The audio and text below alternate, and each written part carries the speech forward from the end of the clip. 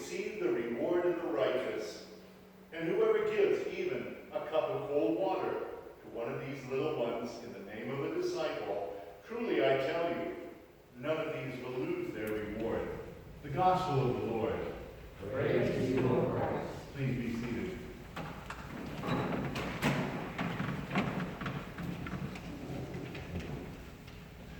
In one parish I was serving, there were two women's groups, and they were both extremely active. They both had their own distinctive ministries. There was one that met at church once a month, and they were very good at bringing amazing desserts, packed full of sugar and chocolate, and taking care of each other.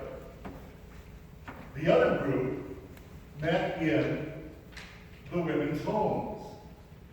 As the pastor, I'd go to the home of the month, and the living room would be lined with chairs, and you could see into the dining room, and there'd be a pie and a cake, and maybe some sandwiches, and some coffee on the dining room table. But you had to work your way through the Bible study, as long as it took, and not a minute less. And then they conducted business for a few minutes, and sorted out the ministry that they were doing. One of their ministries was providing funeral luncheons, which was a very important thing, especially in small towns, but everywhere, here as well. The funeral luncheon is where the family finally gets to take a deep breath and begin the long process of working through their grief. And if they can do it with some good food, that's a hopeful sign. Breaking bread with each other, especially fantastic meals, is always a good sign that you're cared for and things will get better. So they had that ministry. I came home from that meeting that afternoon, and my wife said, well, how did it go? And I said, well, this time one of the ladies drew a line in the sand. And she delivered a speech. Well, what was the speech? Well, roughly, it was pretty much, give me ham or give me death. Well, what do you mean? Give me ham or give me death? Well, the ladies during their business meeting started talking about funeral luncheons and the high cost of ham. They always have a ham, and they slice it, and some of it they put into sandwiches, and some of it they just serve on plates. But they always have a ham. It's a centerpiece of the funeral luncheon, and everybody expects it, right? Right. So they started talking about how the price of ham had gone up to absolutely scandalous levels, and nobody could afford ham anymore. And they started complaining about that and blaming different people. We lived in a farming community, so they could very well blame the farmers, and they knew better anyway. But they blamed maybe the grocery stores, and then somebody said, well, why don't we make the families pay for their own ham? And that was the last straw. The blame game and putting responsibility on other people instead of ourselves for doing ministry had reached a tipping point. And one of the ladies, one of the older ladies who'd been in that circle since anyone could remember, got up and said, all right, if we can't afford as a church to provide a ham for grieving families, then I will buy the ham myself every single time, no matter how much it costs. Because by God, we are going to do this ministry for our families, and we will have a ham. Give me ham, or give me death. And I was excited by the speech and the way this woman took control of the ministry that she knew that these ladies had and were going to have, and they weren't going to give it up. And of course, my wife said, well, what happened next? After the, what was it, give me ham or give me death speech? She certainly wasn't Patrick Henry. Well, in a way she was, and a little bit more. And the ladies voted that no matter what the cost of the ham, they would all chip in, and they would make it happen for families who were grieving. Give me ham, or give me death. And I was proud. circle that met in each other's homes. Now, what do you think happened there? Just give me some ideas. Thank you, Mr. Microphone. Just give me some ideas. What do you think happened there that afternoon? Somebody took charge, absolutely. You cannot have ministry without somebody taking charge, right? Gotta have a leader. Anything? Excellent point. Anything else? Yes? She shamed the others. Well, she really did. Did she shame them or did she guide them? Okay, we got it. All right, what's the difference? Oh, well, I think she really shamed it, but. Okay, all right, maybe she did. She was acting, now you know why this thing is up, and I wrote everything down in advance. If you've ever attended a class of mine and seen me write things on the board, somebody actually brought the Rosetta Stone one day so that they could figure out what language I was writing things in. So I thought I'd do this in advance. And the first thing says profit, okay? And then underneath, reward. The lady in the story who drew the line in the sand was being a prophet. Now, once again, questions. How is she being a prophet? Embarrassing because she's guiding them, leading them. Embarrassing and guiding seem to be interchangeable phrases this morning. How does the prophet work? She showed them what needed to be done. Showed them what needs to be done. She showed them the way. What do prophets do in the Old Testament?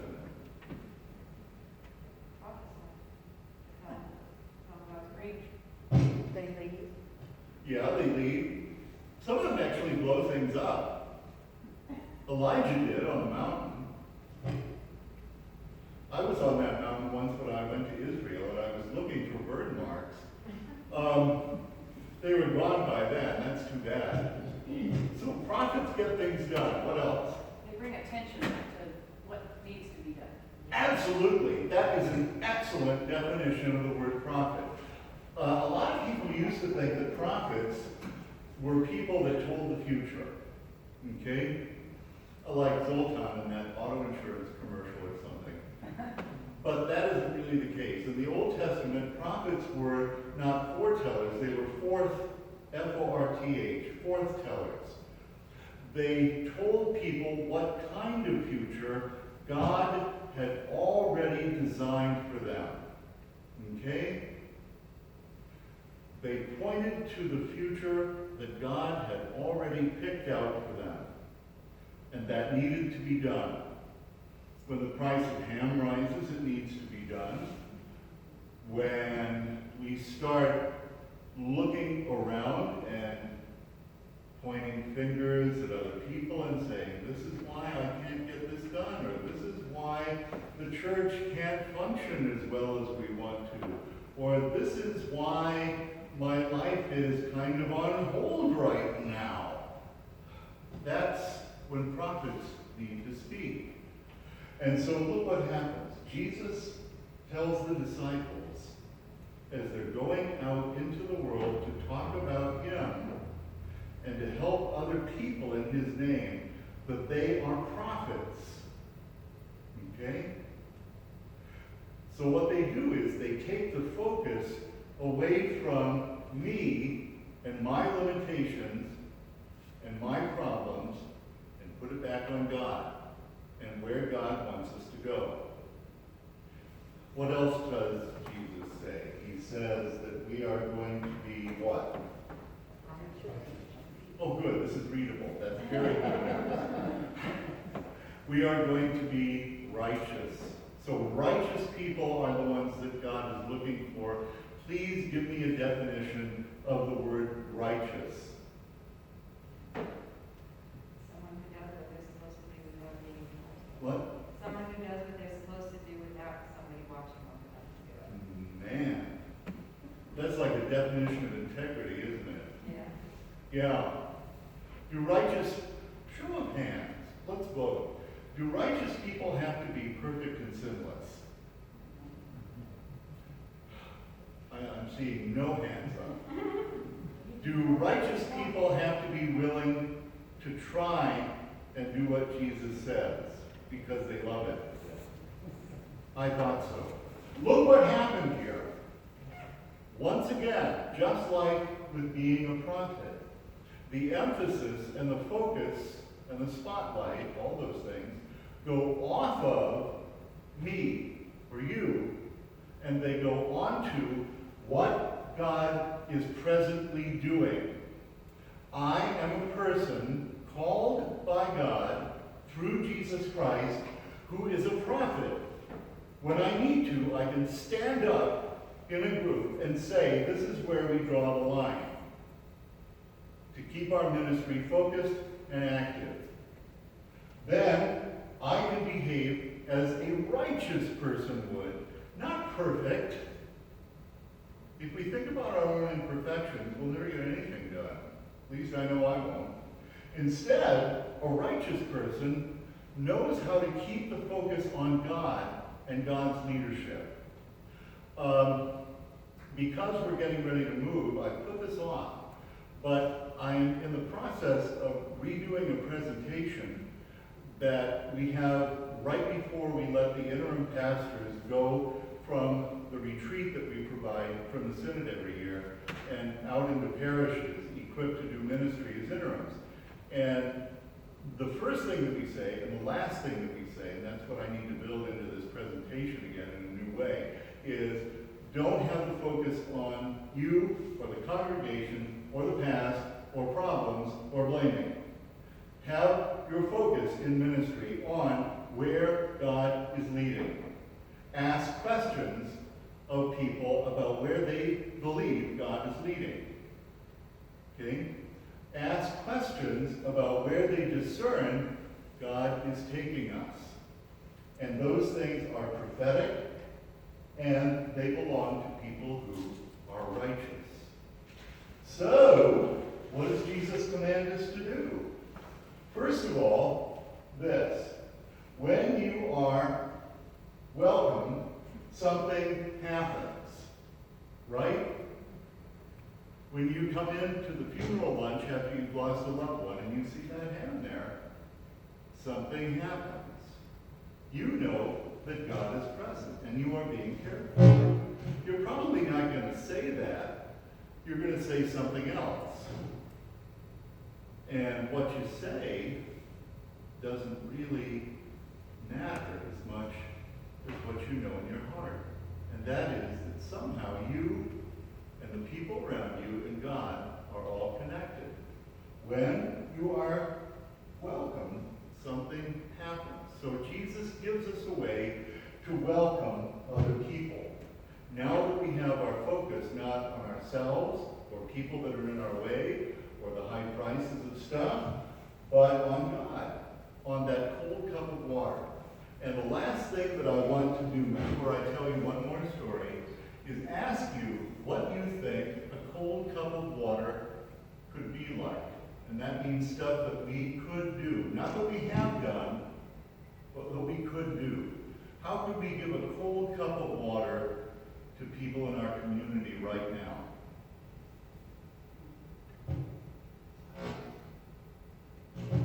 First time I've been grateful this microphone makes its own noises. What could we do? Give to the food bank. Food bank? Absolutely. You who are readers in the school system, we need to be thinking right now about how we can help teachers teach literacy if everything is still virtual in the school system next fall, and how we can offer our help. Anything else? Talk to people who are homebound. Call them or FaceTime. Call people or FaceTime them so if they're by themselves during this thing. Mm-hmm. Absolutely. A lot of people are alone and lonely, so. Mm-hmm. Yeah, and fearful now, wow. Anybody who watches the your patience. Oh, I'm sorry, what? Keep your patience when you have to go to the grocery store or Oh, something. man. I've got a box full of 500 masks in my office. Believe it or not, right now they're thought of as being surplus masks, at least by somebody.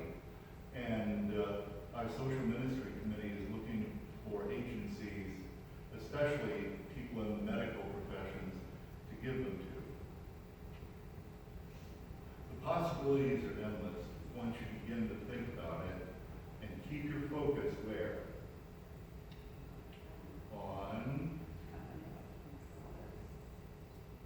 On God, not on you or circumstances, always on God. Our church in Louisiana was not a church that saw itself as serving